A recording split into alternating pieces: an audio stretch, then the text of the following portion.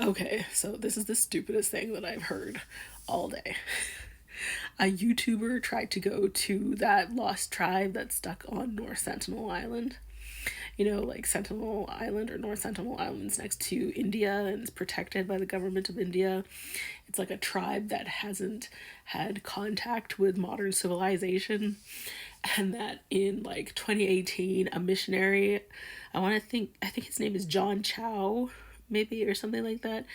It was in 2018. He was a missionary, and he landed on the island and they shot at him with arrows and killed him. So, a YouTuber, a social media influencer, has decided he wants to go and do the same thing. Like, people have no self preservation. Honestly, no self preservation. And, like, he went there. Apparently, he tried it twice. He went with, like, an inflatable boat from a hotel, for one. And then the second time he landed, he was wearing a GoPro.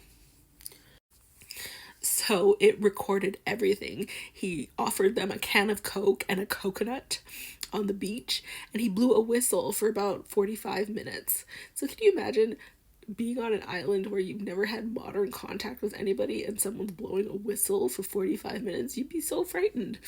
Anyhow, like I said, these people have had no contact and they're protected by like the government of India. So this man, this social media influencer, was arrested and he's being held for questioning right now. So far it's been 3 days that he's been in jail. It's so crazy. Yeah, why would you do that if you knew that the people who went there the last time were actually killed? Why would you try to do this for like likes, basically? You know. And then I was thinking to myself, like, you know, what if you have a cold? What if you have measles? Or what if you have the flu? Or what if you have COVID-19? Do you think that these people could survive something like that? They estimate that there's about like 200 people living on that island, but they don't really know because they don't talk to the people who live there, right? So we don't know how many people live there.